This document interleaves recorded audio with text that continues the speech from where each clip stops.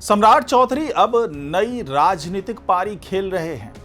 अब आप कहेंगे कि भैया मुख्यमंत्री तो हो गए, अब कौन सी राजनीतिक पारी खेलना चाहते हैं। तो मुख्यमंत्री बनना कठिन तो था ही, आखिरकार जैसे तैसे उस कुर्सी तक तो पहुंच गए, लेकिन उस कुर्सी पर बने रहना भी अपने आप में बड़ी चुनौती है। और खास करके तब जब संघ और बीजेपी के कई धड़े ऐसे हैं जो सीधे सीधे पसंद नहीं कर रहे हैं। तो ऐसे में एक जननायक की भूमिका में आना, एक मास लीडर की भूमिका में आना, यह एक बड़ी चुनौती हो सकती है। शायद यही वजह है कि अब सम्राट चौधरी दो तीन जो एस्टैब्लिश जननायक हैं उनकी तरह कुछ शैली उनकी नजर आ रही है।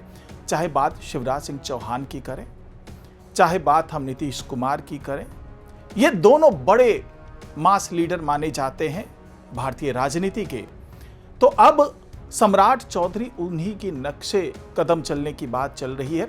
और जो बयान दिया उन्होंने गांधी मैदान में महिलाओं की रैली को संबोधित करते हुए, बयान देते हैं कि महिलाएं सुरक्षित हैं और उनकी तरफ अगर कोई आंख उठाएगा, उन्हें असुरक्षित महसूस कराएगा, तो उनको मैं पाताल में भी नहीं छोड़ूंगा। ये एक संदेश है, बड़ा संदेश।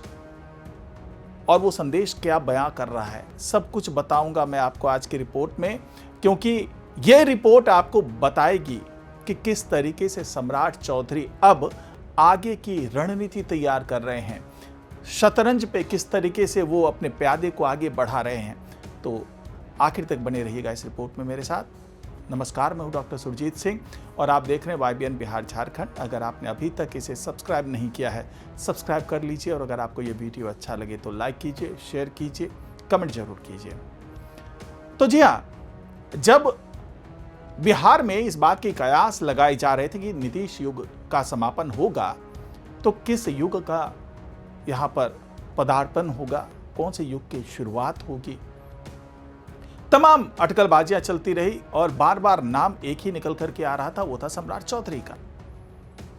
लेकिन जब आम सहमति बनाने की जिम्मेदारी आई तो ये जिम्मेदारी सौंपी गई मध्य प्रदेश के मुख्यमंत्री शिवराज सिंह चौहान को कि आप ऑब्जर्वर के तौर पर जाइए, वहां पर बीजेपी विधायक दल की बैठक कीजिए और वहां पर आम सहमति बनाइए कि किसके नाम पर सहमति बन रही है।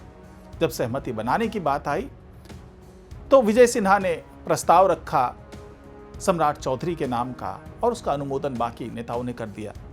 और इस तरीके से सम्राट चौधरी जो है वो बीजेपी विधायक दल के नेता बन गए।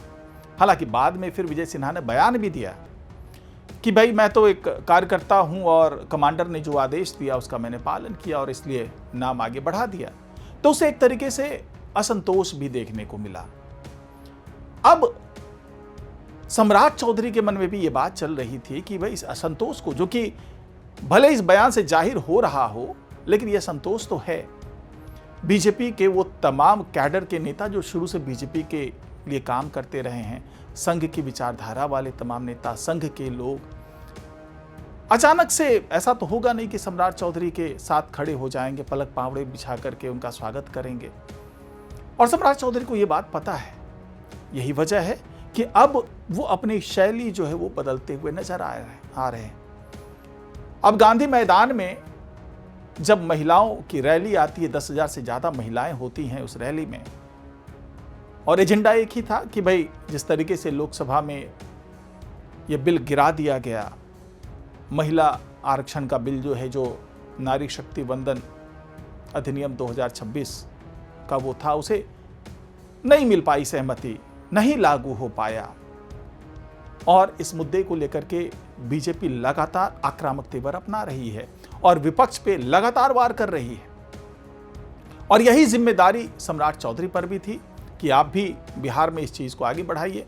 तमाम जो महिला नेता हैं, चाहे श्रेयसी सिंह हो, रमा निषाद हो, चाहे धर्मशील गुप्ता हो, चाहे मैथिली ठाकुर हो, सभी जो भी महिला नेत्री हैं वो एकजुट एक सुर में ये अभियान चला रही है, बयान दे रही है कि जो भी कुछ हुआ उसके लिए विपक्ष पूरी तरीके से जिम्मेदार है। अब ऐसे में एक रैली निकाली जाती है, गांधी मैदान में बड़ा जुलूस पहुंचता है, हजारों महिलाएं पहुंचती है और वहां पर मंच से जो बयान दिया सम्राट चौधरी ने, उसने बता दिया कि इनका चुनाव जो किया है शिवराज सिंह चौहान ने, तो उससे काफी हद तक प्रभावित हैं सम्राट चौधरी, या यूं कहें कि शिवराज सिंह चौहान ने कोई न कोई गुरु मंत्र तो दिया ही होगा। दूसरी तरफ नीतीश कुमार की भी पहली पसंद सम्राट चौधरी रहे। यह भी माना जाता है कि बीजेपी नहीं चाह रही थी कि सम्राट चौधरी ही आए, संघ नहीं चाह रहा था कि सम्राट चौधरी बने, लेकिन नीतीश कुमार अपनी जिद पर अड़े हुए थे कि अगर मेरे बाद कोई मुख्यमंत्री पद को संभालेगा तो वो यही सम्राट चौधरी होंगे। जब एक बार फिर से उनसे अनुरोध किया गया कि आप किसी दूसरे नाम पर विचार कर लें, तो नीतीश कुमार ने तो साफ साफ कह दिया कि भाई मैं क्या मुख्यमंत्री कुर्सी छोड़ रहा हूं, वो काफी नहीं है। तो बाद में सहमति बन गई सम्राट चौधरी के नाम पर। तो ये जो दो गुरु हैं शिवराज सिंह चौहान और नीतीश कुमार, ये माना जा रहा है कि उन्होंने ही ये सभी चीजें सम्राट चौधरी को समझाई है कि आगे की रणनीति आपको कैसे बनानी है। यही वजह है कि सार्वजनिक मंच से जब सम्राट चौधरी ने दहाड़ लगाई और सीधा सीधा कहा कि मैं आपका भाई सम्राट चौधरी, मैं आपका भाई सम्राट चौधरी। मैं बार बार क्यों ये कह रहा हूं, अब आपको मैं बताता हूं कि आपका भाई सम्राट चौधरी कहने के पीछे की कितनी बड़ी सोच है। तो इसके पीछे की जो सोच है उसको समझने के लिए आपको मध्य प्रदेश की राजनीति को समझना पड़ेगा। मध्य प्रदेश में फ्लैशबैक में जाना पड़ेगा, जब वहां पर शिवराज सिंह चौहान का राज हुआ करता था। वही शिवराज सिंह चौहान जिन्होंने अभी सम्राट चौधरी को चुना है, ये वही शिवराज सिंह चौहान हैं जो मामा के नाम से फेमस हैं मध्य प्रदेश में। वहां की महिलाओं को अपना बहन मानते हैं, उनकी बेटियों को अपनी भांजी मानते हैं, बच्चों को भांजा मानते हैं, और सार्वजनिक मन से कहते हैं कि भाई मैं आपका मामा हूं और मेरे घर पे आप बेरोक टोक आइए और आपके लिए जो भी हो सकता है मैं करूंगा, क्योंकि मैं तो मामा हूं। तो क्या वही शैली अब सम्राट चौधरी भी अपनाते हुए नजर आ रहे हैं? क्योंकि इस अंदाज में बोलना, इसमें दो तरह के अंदाज हैं। एक तो शिवराज सिंह चौहान का अंदाज है कि भाई हूं मैं आपका, और दूसरा अंदाज जो तेवर है वो सम्राट चौधरी का है, क्योंकि उन्होंने ये कहा कि मैं आपका भाई सम्राट चौधरी, अगर आपको कोई आंख दिखाता है या आपके लिए कोई असुरक्षा का माहौल बनाता है तो उसको मैं छोड़ने वाला नहीं हूं, मैं पाताल तक उसका पीछा करूंगा, उसको छोड़ूंगा नहीं। यानी कि ये तेवर उसी सम्राट चौधरी के हैं जो गृह मंत्री बनने के बाद पहली बार नीतीश सरकार में उन्होंने ऐसे ही तेवर दिखाए थे। जीरो टॉलरेंस की बात की थी, महिलाओं के लिए जो अपराध होता है, महिलाएं इस अपराध के कारण पीड़ित होती हैं, ऐसे अपराध पर अंकुश लगाने के निर्देश दिए थे सम्राट चौधरी ने उस दौर में। जीरो टॉलरेंस अपनाने की बात की थी, अपराधियों को बिहार छोड़ने के लिए कहा था। वही तेवर इस बार भी दिखा, और सम्राट चौधरी ने जाहिर कर दिया कि मैं एक तरफ से मामा भी हूं, भाई भी हूं, लेकिन दूसरी तरफ से प्रशासक भी हूं, सख्त भी हूं, कड़ा भी हूं, अड़ियल भी हूं। अब यहां पर मैं नीतीश कुमार की बात करना चाहूंगा। एक तरफ तो शिवराज सिंह चौहान के नक्शे कदम ये चलते हुए नजर आए, खुद को भाई बता करके। अब नीतीश कुमार की बात करें तो नीतीश कुमार महिलाओं की पहली पसंद रहे हैं। जी हां, महिलाओं ने इन्हें मुख्यमंत्री बनाया।